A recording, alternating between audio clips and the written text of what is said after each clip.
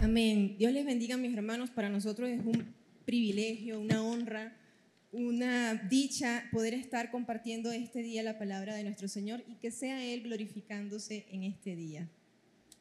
Así es. Saben, queremos comenzar diciendo que todos nosotros, cuando fuimos creados por Dios, Dios nos hizo con la intención de ser seres relacionales. ¿Qué significa esto? Que Dios colocó en nosotros la habilidad de vivir en sociedad. ¿Para quién? ¿Para algunos? No, para todos. Y esa intención de Dios que colocó sobre nosotros es para crear relaciones sanas y saludables. Así es, como dice Luis, mi esposo, somos seres relacionales, por lo tanto, en nuestra casa nos tenemos que relacionar con nuestros padres, con nuestro esposo, con nuestros hijos, en el trabajo con el jefe, con el compañero irritante, con el vecino, cámara de videovigilancia. Pero la pregunta aquí es, ¿qué tan buenas son esas relaciones? ¿A cuántos has tenido que sacar del Facebook? Bueno, por eso nosotros hemos titulado nuestra predicación Relaciones Saludables. Y para eso voy a pedir que me acompañes a leer el libro de Proverbios capítulo 22, verso 6. Proverbios capítulo 22, verso 6. Dice la Biblia, instruye al niño en su camino y aun cuando fuere viejo, no se apartará de él. Este versículo tiene una profundidad enorme. Este versículo nos está revelando que la educación, la formación a temprana edad va a permanecer en los años hasta que una persona llegue a ser anciana o anciano, cuando ya aparezcan algunas canas, cuando ya vengan algunas arrugas, cuando ya de repente no podamos caminar. Aún allí permanece aquella educación que recibiste cuando eras un joven o cuando éramos niños. Ahora, muchas personas que han estudiado el comportamiento humano, estoy hablando de psiquiatras, psicólogos, psicoterapeutas, sociólogos, este tipo de personas que han estudiado el comportamiento humano bajo ciertas circunstancias, que han estudiado el consciente, el subconsciente, han llegado a algunas conclusiones. Y yo se las quiero decir. Ellos han determinado que la experiencia buena o la experiencia mala van a influir en cómo nos comportamos cuando somos adultos y cómo nos relacionamos con las personas. Por ejemplo, un niño que es criado con amor, con respeto, en un ambiente familiar, a veces pelea como todo niño. La carencia más grande que ha tenido es la paletica que papá no le compró en el abarrote. Pero fue creciendo y se volvió un adulto sano, que da amor y recibe amor, que sabe cómo afrontar las situaciones difíciles. Pero imagínense ahora aquel niño que le arrebataron su capacidad de soñar, que lo golpearon con sus palabras, le dijeron eres un tonto, eres un gafo, ¿para qué hablas? ¿Saben? A veces no es necesario andar en automóvil para atropellar a las personas. Con nuestras palabras y con nuestras miradas a veces podemos atropellar y duele bastante. Cuando a estos niños le arrancan esa capacidad de soñar, muchos han sido maltratados físicamente o han sido violados, violentados, fueron creciendo y cuando ya son adultos no saben cómo procesar sus emociones y comienzan a tener una sed de venganza y sienten la necesidad que alguien tiene que pagar por lo que yo pasé, alguien tiene que pagar por lo que yo estoy viviendo. Y en ese proceso entendemos que aquello que vivimos cuando éramos niños va a influenciar cuando somos adultos. Así es, y de hecho en la Biblia podemos encontrar la historia de un jovencito que, de acuerdo a la lectura propia de la Biblia, podemos intuir que desde muy niño le tocó enfrentarse a situaciones bastante complicadas con sus hermanos. Me refiero a José. Y sé que aquí o todos o la gran mayoría conocen a grandes rasgos la historia de José. Yo me crié con 2 hermanos mayores que yo.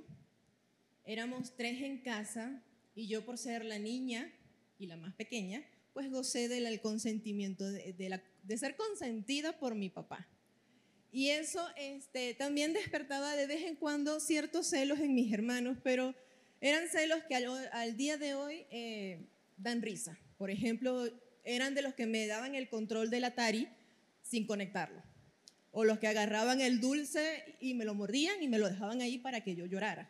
Entonces eran esas los celos que se despertaban en ellos. Pero no me imagino cómo debió haber sido para José con 10 hermanos. Y 10 hermanos que no le caía, o sea, le caían gordo. O sea, José le caía gordo a esos 10 hermanos. En serio lo despreciaban. La Biblia dice que ellos eran ásperos en el trato con José. Yo imagino que debe haber sido ese tipo de hermanito que llega y los demás, échate para allá, no, aquí no. No lo juntaban. A José yo me imagino que no lo juntaban. Entonces, sin embargo, a pesar de todo, de vivir una infancia así, hay algo peor todavía. José tenía un trabajito que no era muy bueno. Él era el lleva y trae del papá. Eso no colaboraba con las relaciones con sus hermanos.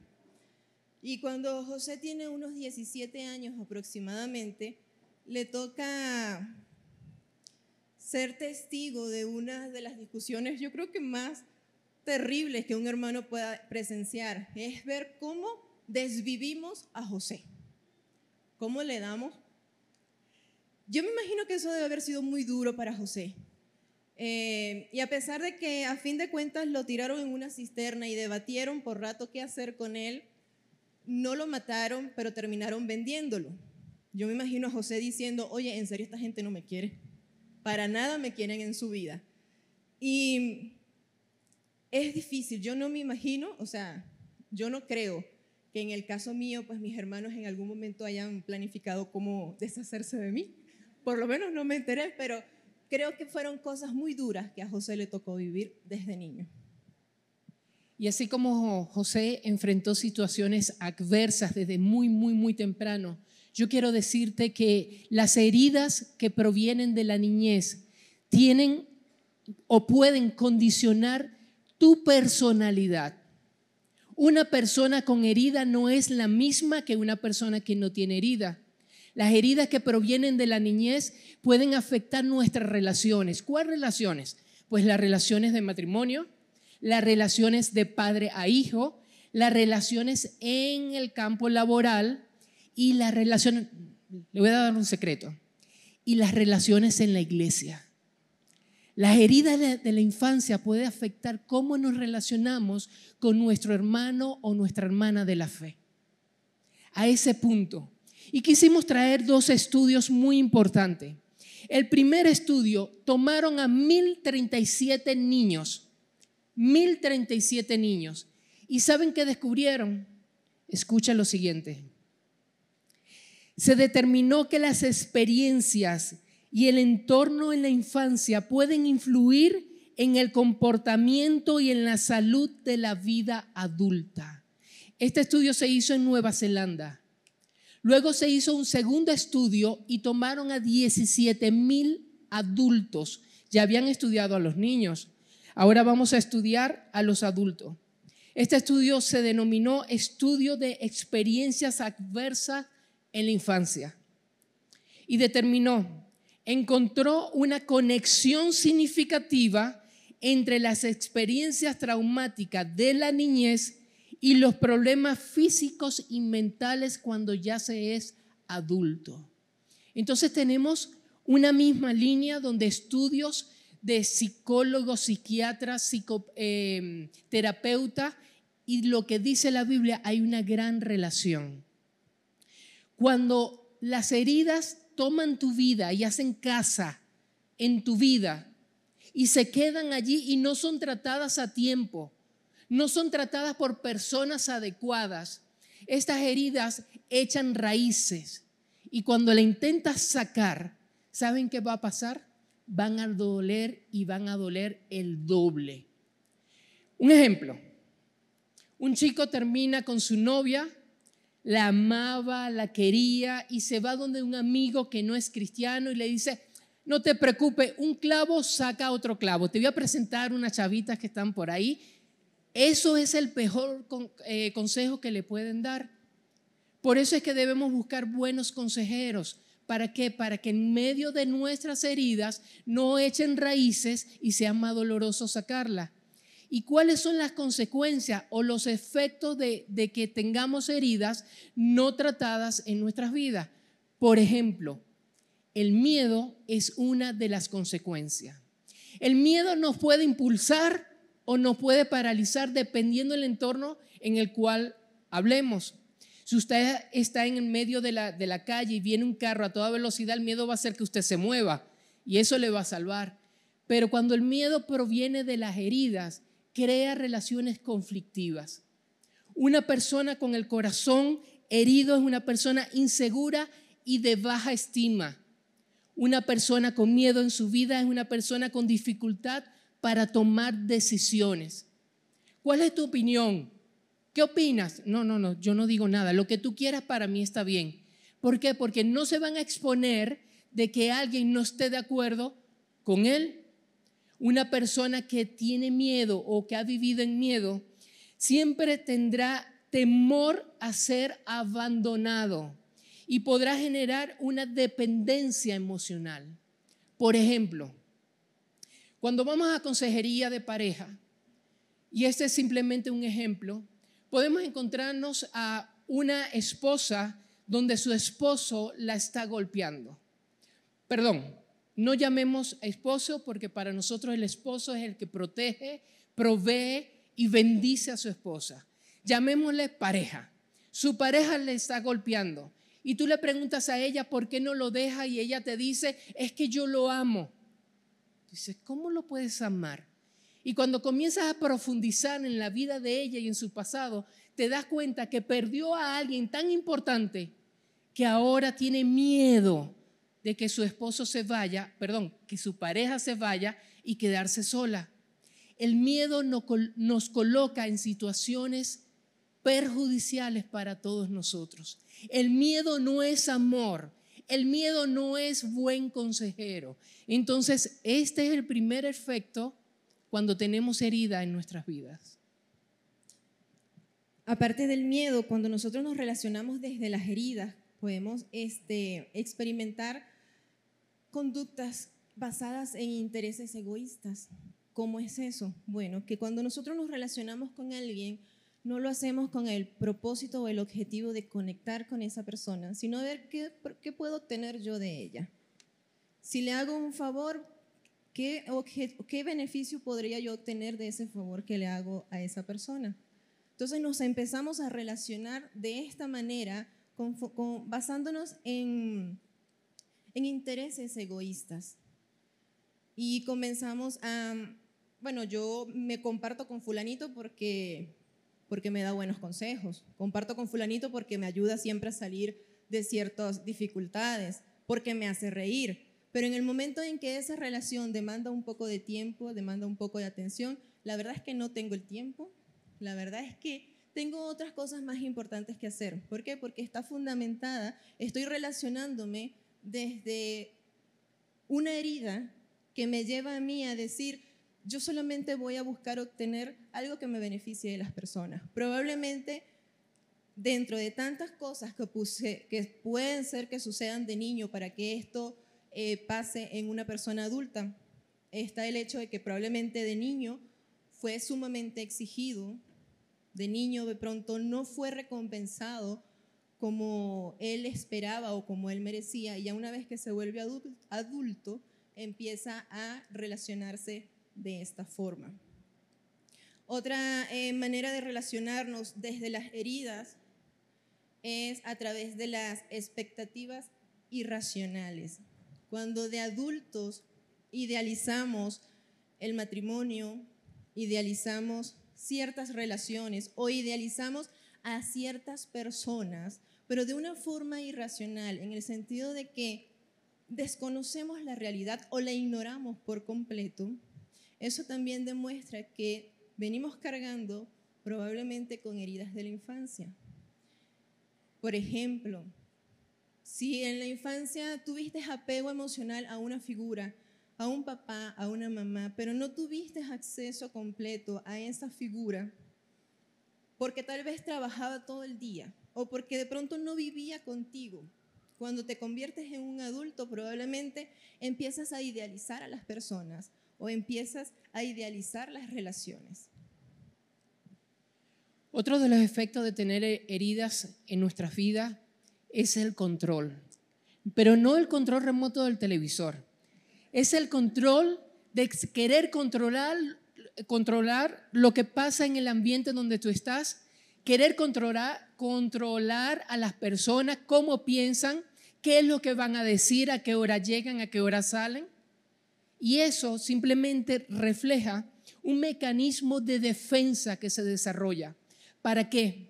Aparentemente, si yo controlo todo lo que pasa donde yo estoy, no me voy a exponer que algo se salga de control y me vaya a dañar.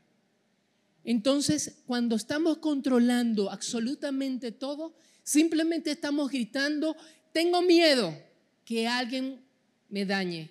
Tengo miedo que algo no suceda como yo espero y me vaya a herir. Entonces, para eso comienzo a controlar. Otro efecto de las heridas es la crítica. Hay gente que se vuelve experta criticando y señalando, míralo, llegó tarde, mira cómo se comportó. Y lo que no nos damos cuenta es que cuando señalamos, un dedo señala a la persona y 3 nos está señalando a nosotros mismos.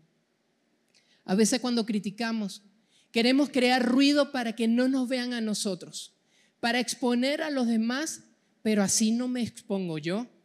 Cuando yo critico, simplemente estoy gritando, no me vean a mí, no vean mis defectos, no quieran herirme, prefiero que hablemos de él o de ella.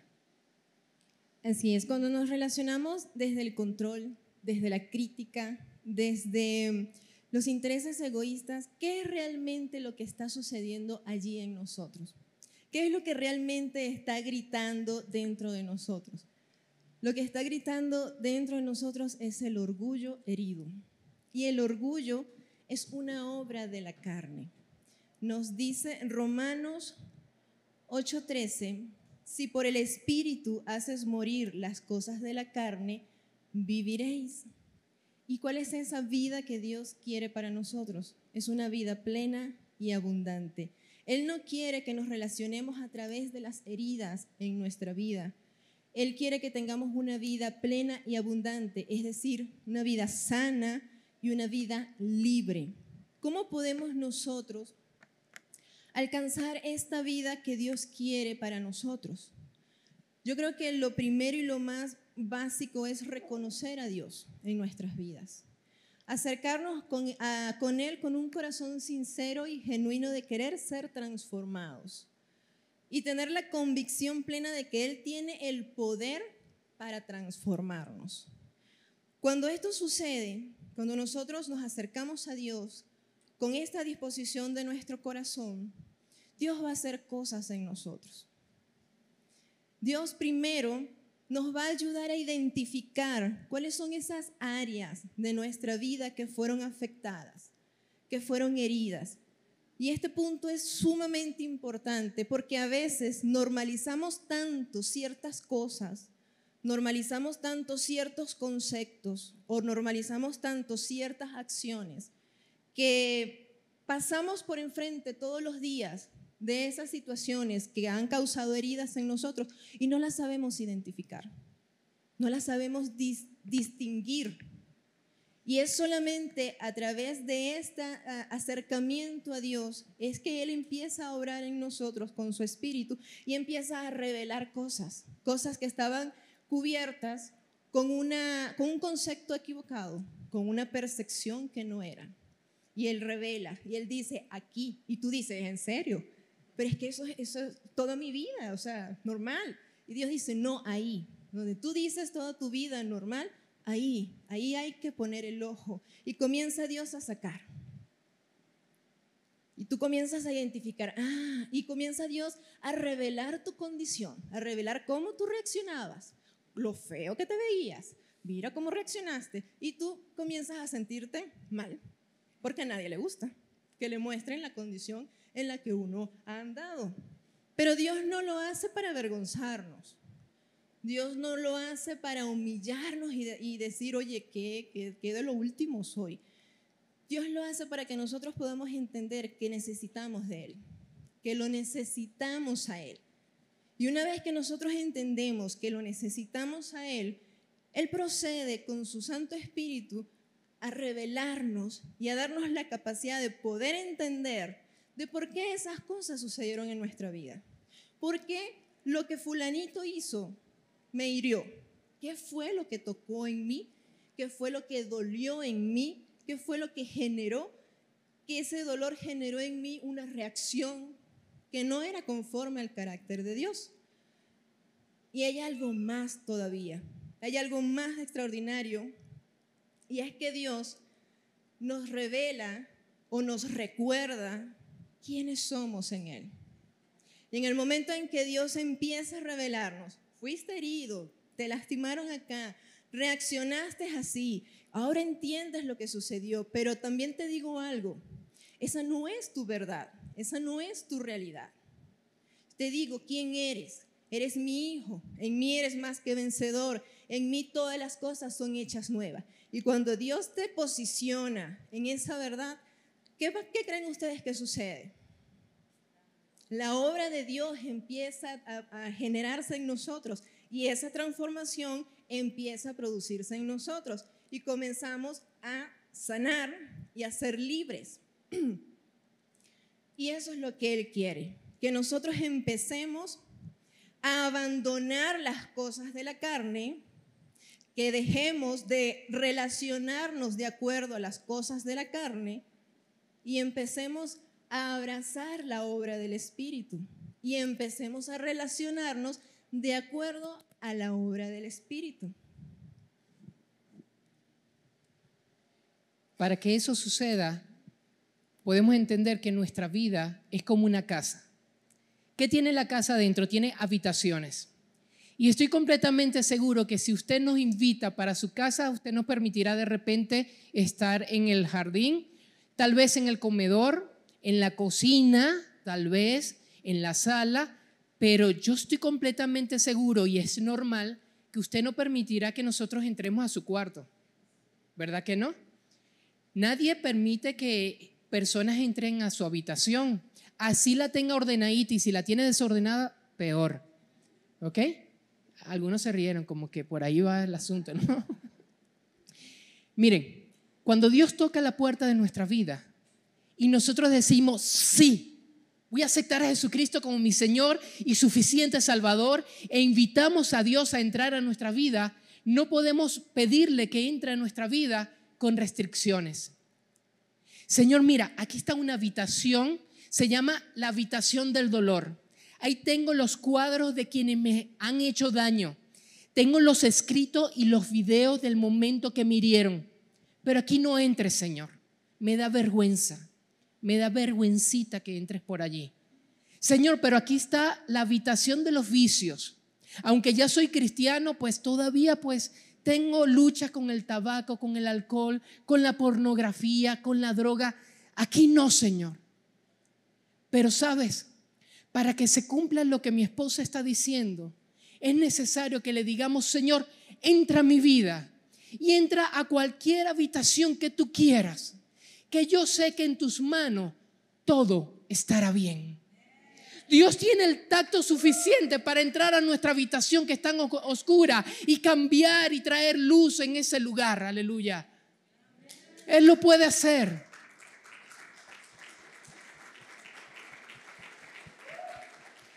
Papito tiene el tacto y te conoce, pero Él necesita que tú le digas, entra.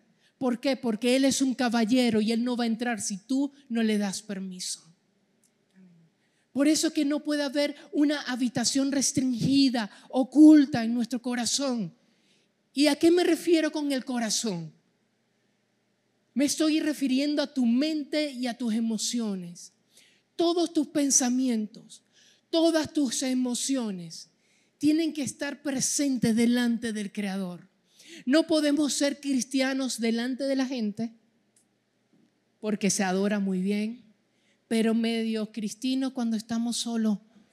No, perdón, pero allá se dice así, perdón. Bueno, medio cristianito, pues, rectifico.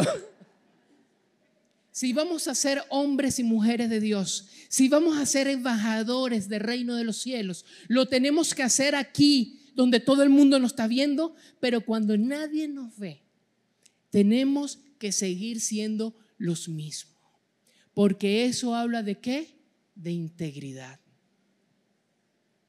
Así es. Y cuando nosotros le entregamos nuestro corazón a Dios, como dice Luis, sin reservas, sin restricciones, podemos empezar a ver esa obra del Espíritu Santo en nosotros. ¿De qué manera? Bueno, que ahora empezamos a relacionarnos no desde intereses egoístas para ver qué provecho puedo tener de alguien, sino que nos relacionamos con el objetivo de conectar, de crear conexión con las personas, de interesarnos lo que esas personas piensan, lo que esas personas tienen en su corazón, lo que quieren proyectar o comunicar. Y otra de las formas en las que empezamos a ver la obra de Dios en nosotros, en nuestras relaciones, es que empezamos a aceptar a las personas tal y cual son, sin ese afán de quererlos meter en un molde que se ajuste a nosotros. Porque a veces, pues si no piensa como yo, no me gusta. Si no razona en la misma forma en la que yo lo hago, pues tampoco me gusta. Y queremos empezar como que a empujar a las personas a que tengan o a que lleguen a ese punto como nosotros. Pero cuando la obra del Espíritu Santo se hace presente en nosotros, aceptamos a las personas y las valoramos con sus virtudes y con sus defectos. Y entendemos que Dios va a hacer la obra o el proceso en esa persona, al igual que en mí, en su tiempo y en su ritmo. Y que el propósito de Dios no es llevar a esa persona a mi estatura, sino a la estatura de Cristo. Cuando seguimos caminando, sí, démosle un aplauso al Señor porque esa es una realidad. Y esa es una realidad profunda. No tenemos que hacer que nuestro hermano que está sentado allí a nuestro lado se parezca a nosotros. Por más que oremos y que tengamos tiempo en el Evangelio, se tiene que parecer a Jesucristo. Es a Él. Él es el varón perfecto. Cuando seguimos caminando en nuestra relación con Dios, nos damos cuenta que aparece la empatía. Comenzamos a ser seres empáticos. Ya nos olvidamos de señalar. ¿Por qué habló así? Vino molesta, vino molesto, no me saludó. Entonces decimos, pastora, deme una consejería porque fulanito no me saludó. Y comenzamos a señalar a las personas, pero cuando nos volvemos seres empáticos, comenzamos a preguntarnos, ¿qué le estará sucediendo que está respondiendo de esa manera? ¿Qué le habrá pasado que llegó tarde?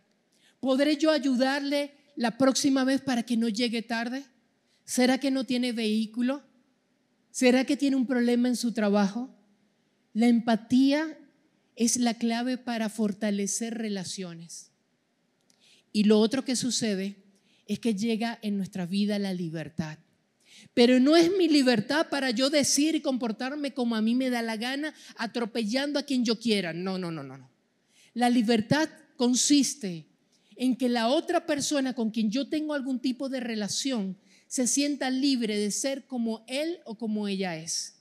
Usted sabe que es sabroso llegar a un sitio y uno comportarse y hablar como uno es, sin necesidad de asumir patrones de conductas o formas de hablar para ser aceptado. Lo mejor y lo más sano es simplemente crear relaciones con nuestra pareja, con nuestros hijos, con nuestros compañeros de trabajo y con nuestros hermanos de la fe, relaciones sanas y saludables, que todo el mundo se sienta como es. La pastora lo dijo hace un rato, somos diferentes y debemos disfrutar el que seamos diferentes. Debemos disfrutar que a alguien le guste la pizza, al otro le guste la pasta, el otro la carne asada. Qué bonito es poder disfrutar y no andar en la vida molesto porque el otro no piensa igual que yo. Amén. ¿Saben lo extraordinario de la historia de José? Es que nosotros podemos ver en él la obra de Dios. Cuando luego de que José fue vendido como esclavo, Dios estuvo con él y donde José estaba, Dios lo prosperaba. Y llegó el tiempo cuando José le tocó encontrarse con sus hermanos, con la cuerda de envidiosos de sus hermanos. Y cuando José tiene esta primera oportunidad de verlos, ellos no la reconocían. Ellos no reconocían a José, más José sí los reconocía a ellos. Y una de las cosas que me parecen extraordinarias es que en el momento en que José reconoce a sus hermanos, ellos están haciéndole reverencia. Y Dios trae a memoria de José los sueños que él tenía de juventud, donde él veía que ellos se inclinaban y que él iba a reinar. Dios trae a memoria, Dios trae a tu memoria quién tú eres, las promesas que Él te ha dado, lo que Él ha dicho que tú eres y lo que Él ha dicho que tú serás. Y eso es extraordinario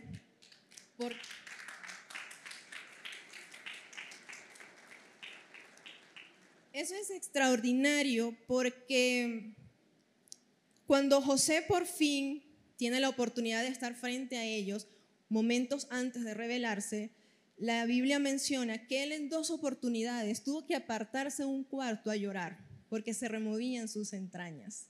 Ahí podemos ver que José era de carne y hueso y que esa situación por más le afectaba. Sin embargo, Dios estaba con él. Y cuando José ve a sus hermanos cargados de culpa, avergonzados, apenados, diciendo es que esto no los merecemos porque nos portamos mal, porque hicimos esto, porque hicimos aquello, José es movido a misericordia y se les revela y les dice, no se entristezcan más. Ustedes me vendieron porque era propósito de Dios. Quítense esa carga de encima, quítense esa culpa. Era un propósito de Dios que ustedes me vendieran. ¿Saben por qué José es movido a misericordia? Primero, porque cuando tú tienes la oportunidad de acercarte a Dios y permitir que Él te sane, que Él te dé esa libertad, Dios no se queda ahí. Dios sigue siendo increíble con nosotros. Él también nos revela la condición de nuestro enemigo. Y en ese momento, José no solamente estaba viendo con los ojos de Dios, porque en lugar de ver a la cuerda de envidiosos, José veía a personas heridas, personas cargadas de culpa, personas dolidas. Eso era lo que veía José, pero no lo veía porque su humanidad era extraordinaria. Lo veía porque Dios le permitía mirar con sus ojos. Y en el momento en que José es movido a misericordia para perdón y restitución con sus hermanos, con su familia, eso no es porque el corazón de José también era extremadamente wow de wow. Era porque Dios le estaba permitiendo a José sentir con su corazón. Y esto es lo extraordinario de Papá Dios, que Él no solamente nos sana, sino que nos permite ver y sentir con su corazón la condición de nuestro adversario. Y cuando nosotros vemos la condición de nuestro adversario y sentimos con el corazón de Dios, jamás vamos a proceder en la carne. Jamás vamos a proceder con reproches, con juicio, con críticas. Vamos a proceder con misericordia, con amor, que nos va a llevar a perdón y a restitución. ¿Qué fue lo que pasó con José?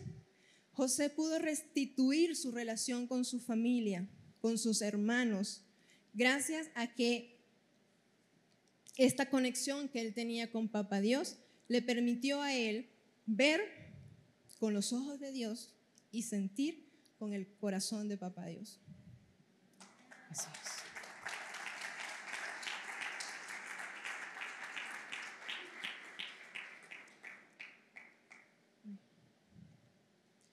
Mi esposa y yo vinimos este día para decirte que aunque las heridas puedan condicionar tu personalidad y tu comportamiento, Dios es suficiente y tiene la autoridad y el poder para cambiar tu dolor y transformarlo en un propósito para bendición. Hoy vinimos en este día para acá para decirte que no podemos permitir que las heridas del pasado, que el juicio, que el miedo, que el control, que la crítica gobierne sobre nosotros, sino por el contrario, tú y yo debemos ponernos debajo del gobierno y la soberanía de Dios. Cuando eso comienza a suceder, su gracia y su misericordia caminarán con nosotros todos los días de nuestras vidas.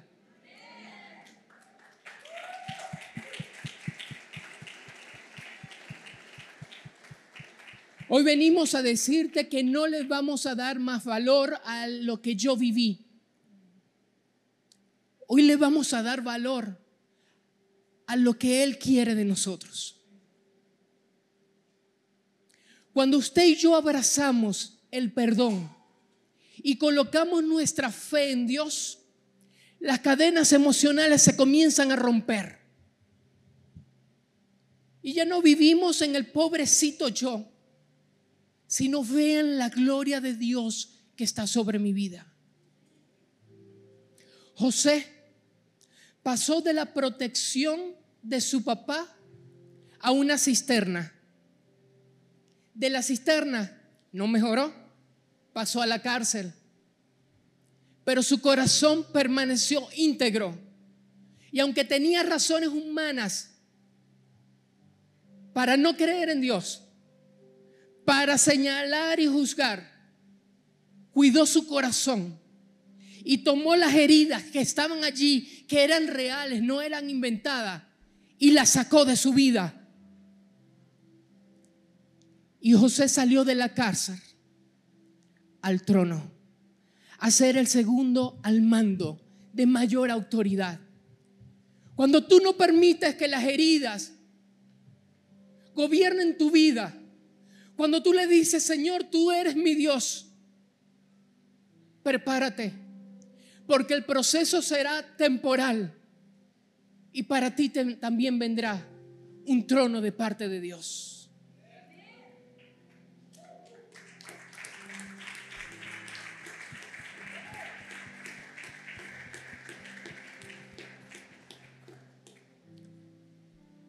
Te quiero decir nuestro testimonio.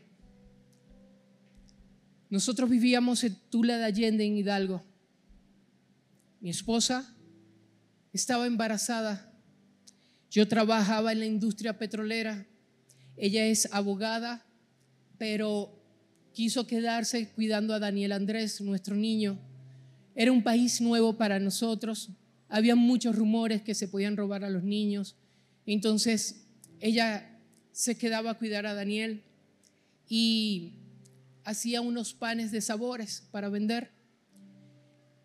Llegó el tiempo y el momento donde la empresa comenzó a pasar dificultades económicas y me dejaron de pagar. Trabajé 6 meses sin salario. ¿Y cómo nos sosteníamos? Pues mi esposa hacía unos panes para vender, luego montamos un negocio. De lunes a viernes yo era el ingeniero, sábado era el muchacho del tianguis. Allí a las 4:30 de la mañana nuestro hijo Daniel Andrés lo dejábamos acostado solito y nos íbamos a llevar la mercancía. Y estábamos bien ilusionados. Venía un hermanito o una hermanita para nuestro hijo. Yo quería una niña. Yo decía, vamos a tener la primera mexicanita. Ya yo me imaginaba buscando en internet cómo hacer tetero con chile. Porque eso tengo entendido, que desde pequeño chile en todo. Y yo me imaginaba locuras mías, mi esposa haciendo una comida para mi hijo Daniel Andrés y otra con picante para nuestra niña.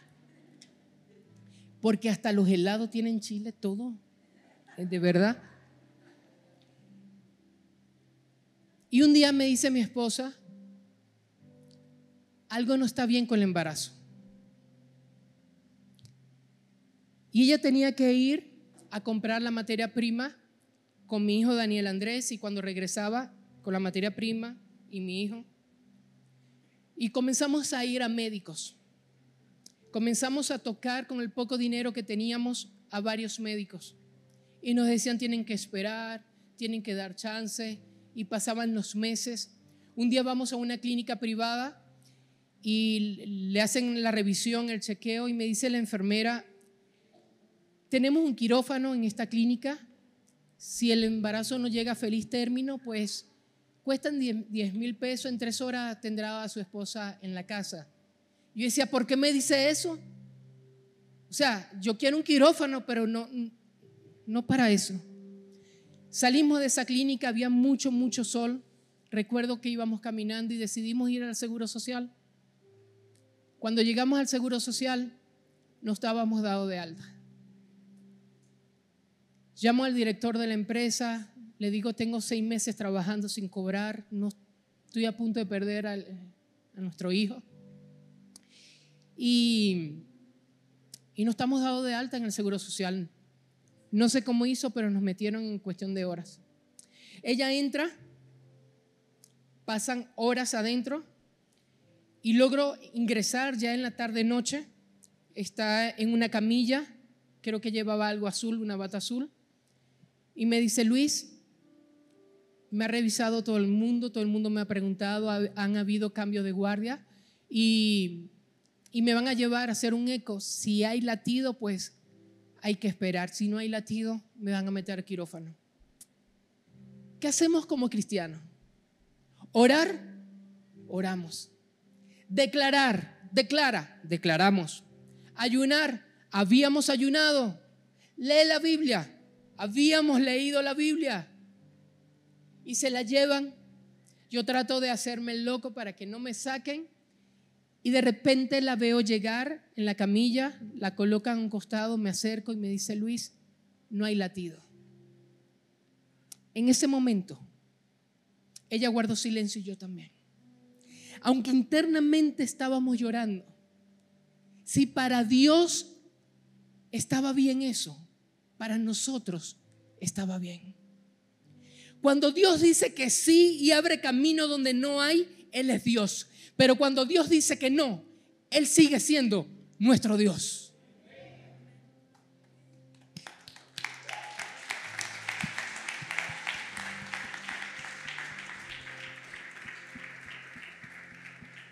A mí me sacaron. El lugar de espera del Seguro Social de Tula es largo. Siempre estaba lleno de gente. Esa noche no había nadie. Estaba yo solo. Llegaron unos amigos pastores, oraron por mí, nos abrazamos un buen rato, pero se fueron. Volví a quedar solo. Como a las 12 no hallo qué hacer y comienzo, ¿dónde está mi esposa? ¿Dónde está? Y ingreso y me dicen, no, es que hubo un accidente, metieron a las personas en quirófano, a alguien se le salió los intestinos y se contaminó. Hay que esperar entre 2, 3 o 4 horas para que la puedan ingresar. Como a las 3 de la mañana la vamos a ingresar, 3 y media. Llegaron las 4 y media, busco ingresar, me meto, me salto la parte de seguridad, ¿dónde está mi esposa? Y me llevan a un lugar alejado, oscuro, frío. Tenía sus piernas envueltas en venda y me dicen, no, Luis, todavía nada. Nada, que la colocaban en quirófano. Tuve que volver a salir. Como a las 6 y media, 7 de la mañana me dicen, ya su esposa le intervinieron, está en proceso de recuperación. Como a las 11 me la llevo a la casa, se acuesta cansada, agotada, adolorida, pero me traen a mi hijo Daniel Andrés y él estaba presentando algo que se llama tos de foca. Y eso es que si no se trata, la tráquea se le cierra y puede dejar de respirar. Y me lo llevo de nuevo al Seguro Social. Nuevamente yo estaba en el mismo lugar, pero ahora con mi hijo. Pasaron 2 horas y media y nadie lo atendía, solamente un suero. Y eso no se trata con suero, lo desconecto, lo saco y nadie se da cuenta. Me lo llevo a un hospital privado, lo estabilizan, 3 horas después me lo llevo a la casa y está mi hijo Daniel Andrés a un lado, cansado de tanto esfuerzo para respirar. Está mi esposa que no había descansado, pendiente de Daniel, adolorida. Se queda dormido él, se queda dormida ella y yo no valía ni medio. Yo caí y no supe de mí. El siguiente día comenzamos a reinventarnos la vida, a salir adelante con lo que teníamos. Y un día soñé. No estoy diciendo que pasó, lo soñé. Solamente fue un sueño. que llegó un ángel a una especie de oficina celestial. Y había un escritorio y detrás del escritorio estaba Dios. Y el ángel entra y le dice: Señor, vengo de ver a los muchachos, es decir, a mi hijo, a mi esposa y a mí. Y el Señor, como que si no supiera, porque Él lo sabe todo, Él le dice: ¿y qué ha pasado con ellos? ¿Cómo están? Y el ángel le dice: Señor, están bien, pasaron la prueba y nunca renegaron de usted. En ese momento me desperté y comencé a llorar. ¿Sabes qué? Tu Dios, mi Dios, es un Dios en las buenas y en las malas. Es un Dios cuando abre puertas, pero también cuando las cierra. Es un Dios cuando dice que sí, pero cuando dice que no, Él también está en control. ¿Por qué te hablo de esto? Porque la única forma que yo tenga una relación sana con mi esposa es que yo tenga un corazón sano y que yo sepa que todo en Él estará bien. Mi relación con mi hijo, con mis compañeros, con mi hermano de la fe va a depender de que tu corazón sea un corazón sano. Y la única forma es que vengamos a la presencia de Dios. No podemos tener cristianos que Dios es Dios cuando me da el carro, cuando me da la casa, cuando hay dinero en el banco. Él es Dios. ¡Ay, qué unción! Pero cuando tú le dices: quiero tener a esta niña, a este niño, y Él dice: no. Señor, estoy orando por este trabajo, me están haciendo la vida imposible, y te despiden. Tú dices: me despidieron. Pero aún ahí, así, Él sigue siendo Jehová de los ejércitos, el gran yo soy, el proveedor, el que abre las puertas.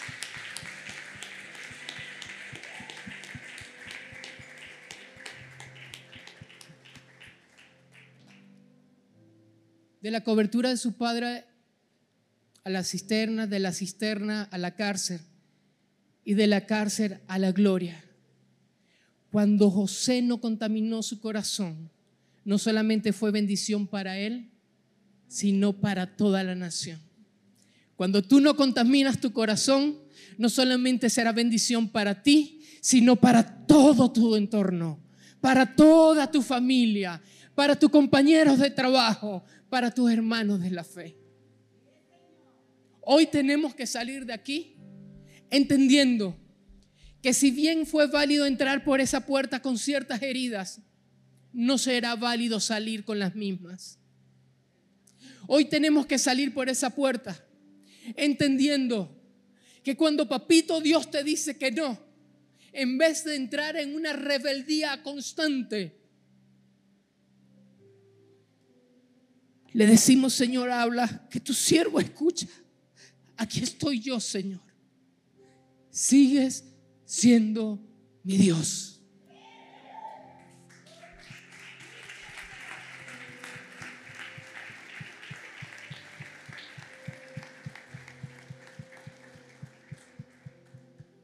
No es el Dios de la Biblia, es mi Dios. No es el Dios de Moisés, de Abraham, de Isaac, es mi Dios. Es sentido de pertenencia. Cuando tú tienes sentido de pertenencia, tú no dices: la esposa con que me casé, mírala, mi esposa, mi iglesia. ¿Dónde te congregas? En mi iglesia Unidad Cristiana. No es la pastora de la iglesia, es mi pastora. Ustedes son mis hermanos. Y cuando tú tomas este sentido en la vida, el diablo se va a la farmacia del infierno porque le da una úlcera grandísima, porque no haya cómo hacernos la vida imposible, porque cuando nos va bien le adoramos, pero cuando nos va mal le seguimos adorando. Tú tienes que salir en esta mañana con una pertenencia de reino. Tú no eres cualquier persona, eres el hombre y la mujer por el cual Dios dio a Jesucristo.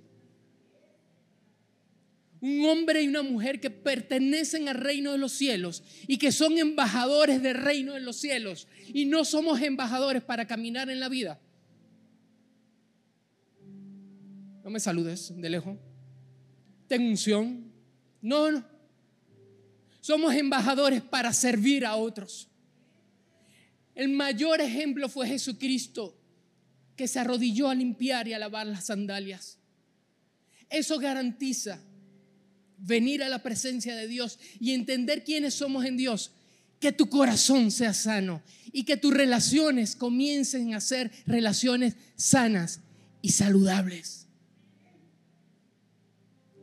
En esta mañana queremos invitarte a que todo aquello que te está revelando el Espíritu Santo, como dijo mi esposa, aunque no nos guste, le digamos: te lo entrego, Señor. Sí me hirieron, no creyeron en mí, me señalaron, pero hoy, Señor, hoy yo veré tu gloria y seré mejor que antes. Aleluya. Te invito a que te coloques en pie.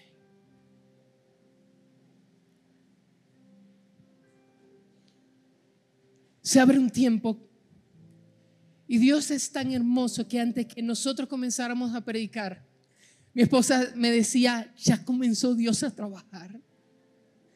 Ya Dios comenzó a hacer algo. Eres la niña de los ojos de Dios. Eres la persona especial para Dios. Y todo lo que te hayan dicho contrario a eso, hoy carece de validez en tu vida.